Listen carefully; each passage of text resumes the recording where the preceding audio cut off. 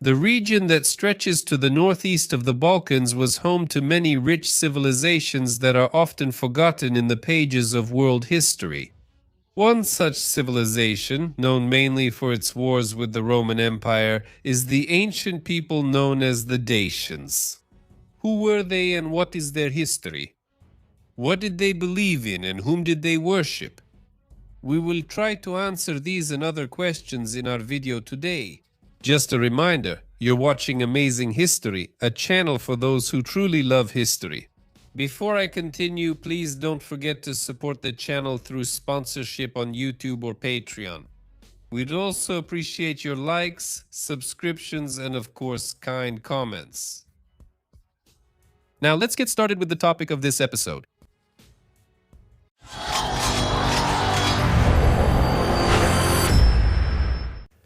So, the Dacians lived in vast territories that now lie partly within Romania, Moldova, Hungary, Bulgaria, Serbia, and Ukraine. But it's not entirely correct to talk about them as a single unified people. Their origin is linked to Indo-European tribes that came to the territory of the Balkan Peninsula during the Bronze Age. It is believed that they may be one of the branches of the Thracians, a group of tribes that inhabited vast areas of Eastern Europe, and the Balkans, from which they gradually emerged as a distinct ethnic group. The very name Daci was used by the Romans to refer to a group of Thracian tribes. Herodotus also points to their kinship with the Thracians, although it is noted that they were quite different from each other. The Greeks, by the way, used the name Getae to refer to the peoples north of the Black Sea, which makes their origin even more confusing. Geographically, they were Getae. The Dacians could speak many dialects or even many separate languages with different peoples. However, due to the scarcity of historical evidence, we cannot know this for sure. By the beginning of the Iron Age, around the 8th to 7th centuries BC, the people who became the Dacians lived throughout the region and in small settlements. Around the same time, the first Greek colonies began to appear on the Black Sea coast, interacting with the local population both culturally and economically. It seems that at that time, the Dacian tribal elite along the coast adopted elements of Hellenic culture, while the Dacians living further inland were less influenced by the Greeks. Other cultures that may have influenced the Proto-Dacians were the nearby nomads. The first Sarmatian tribes related to the Scythians. Early Dacian settlements were usually located near rivers and on hills. In these hilly settlements, fortresses sometimes stood, which could serve as the residence of the local warrior elite. During this period, the Dacians were most likely politically organized into tribal confederations of various sizes and with an unclear political structure. Throughout the entire era of classical antiquity, the Greeks continued to trade with the local inhabitants in the interior regions. During the Greco-Persian Wars, as Herodotus claims, Darius the Festus passing through this region brought the Getae under his control. However, the presence of the Persians was short-lived, and the ancestors of the Dacians lived in this region relatively free from imperial encroachments during the Iron Age. From time to time, some Scythian tribes invaded from the northeast and brought their cultural influence with them, as we will see later. The next mention of the Dacians in historical records appears at the beginning of the reign of Alexander the Great, when he attacked the Getae in 335 BC and managed to subdue them for a short time. The Getae are mentioned again during the Wars of the Diadochi, a series of conflicts between Alexander's generals after his death. They even managed to capture Lysimachus, one of the Diadochi, but released him after a ransom was paid. However, the very fact of the capture speaks not only of the military valor of the Dacians, but also of their political organization, most likely around military leaders. But the Dacians' enemies in that era were not only the Greeks. Warlike Celtic tribes invaded the Balkans from northern Europe. However, relations between them did not always seem to be hostile. Some archaeological finds indicate trade and cultural exchanges. The influence of the Celts can be seen in the weapons, jewelry, and elements of Dacian culture.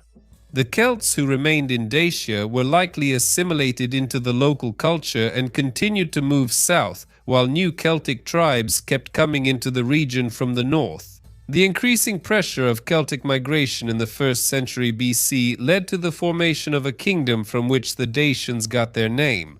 Its founder was reportedly a military leader named Burebista. In 84 BC, he managed to unite a large number of native tribes under his rule. Burebista launched a campaign against the largest Celtic tribe in the Danube region, the Boii, and drove them out of the territory. Then he captured the Greek colonies on the Black Sea coast and moved south, approaching the Roman possessions. Burebista sought to strengthen his position by establishing diplomatic relations with Rome. At that time, a civil war was raging in Rome, and Burebista offered Pompey his support. However, this alliance lost its relevance after Pompey's defeat at the Battle of Pharsalus, and Burebista was unable to pursue his ambitions in his dealings with Rome. After his death in 44 BC, the Dacian kingdom broke up into many regional states, ruled by various independent kings. Some of them maintained diplomatic relations with Rome. It is known that a ruler named Catizon was even supposed to marry the daughter of Octavian Augustus, Julia, but he switched sides to his rival Mark Antony. The remaining part of the 1st century BC in the history of the Dacians is very unclear. It is only known that some Dacian kings raided Roman territories, which undoubtedly further worsened relations between them. In 86, the king of the Dacians, Duras, attacked the Roman province of Moesia. In response, Emperor Domitian began an invasion of Dacia. The two armies clashed at the Battle of Tapai in Topai. Dacia defeated the Romans, destroying as many as 2 legions.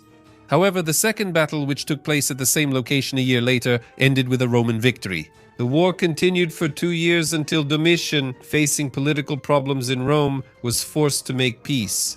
Dacia retained its independence, but at the cost of losing its southern provinces and becoming a client kingdom of Rome. However, the Danube's northern frontier was always considered important for the Romans, and soon the new Emperor Trajan decided to fully subjugate this gold-rich region. In 101, his army began a campaign across the Danube and defeated the Dacian king Decebalus, forcing him to make peace. But Decebalus began preparing to continue the struggle, acquiring weapons and seeking allies. Because of this, in 105, Trajan launched a second campaign into Dacia and dealt Decebalus a crushing defeat. In honor of his victory, Trajan erected his famous column, which remains one of Rome's most renowned landmarks to this day.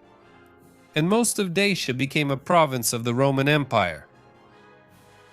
With the arrival of Rome, a new era began in Dacia. In a manner typical of Roman imperialism, the Romans suppressed local uprisings quite harshly. The native Dacian elite was Romanized culturally and integrated into the Roman administrative structures. However, the lives of the Dacian commoners in the villages probably did not undergo significant changes. The gold mined from the rich Dacian mines became an important component in the production of Roman currency and a significant reason to hold on to this region.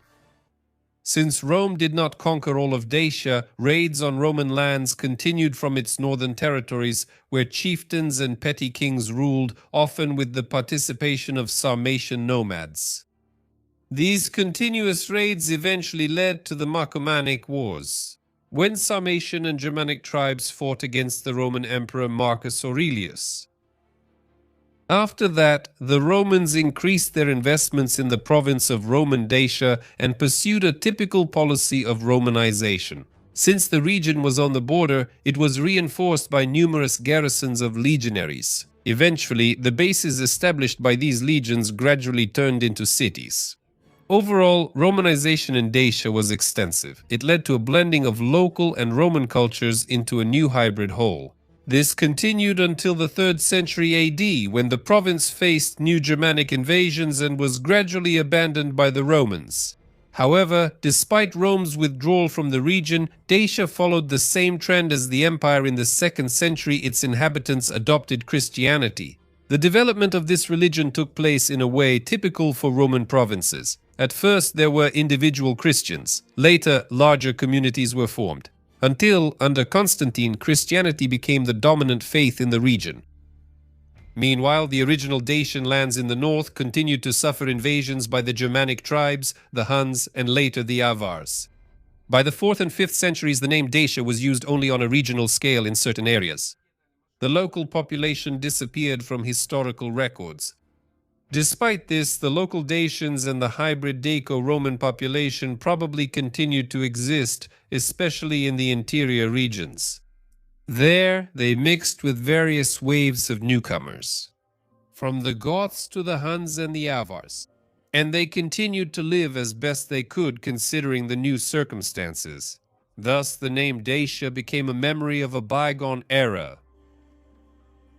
And finally, let's discuss the culture and religion of the Dacians, starting with their craftsmanship skills. The Dacians were at the crossroads of Celtic, Scythian, Roman, and Greek cultural influences, and they were renowned for their craftsmanship skills. Their jewelry making in particular should be noted, as it was famous for the incredible elegance of accessories such as bracelets. Made of pure gold, Dacian accessories boasted outstanding designs featuring images of dragons, wolves, and other naturalistic themes. The Dacians also mastered the art of bronze forging and were skilled in pottery making. The Dacians were also influenced by Sarmatian culture. That's why Sarmatian horse motifs and Sarmatian mirrors are often found in their art. In addition, Roman influence can be seen in the bronze artifacts found in Dacia after its conquest by the Romans, which indicates the penetration of Roman culture into this region. The military affairs of the Dacians is a large and complex topic, but it's worth mentioning the falx, their curved swords.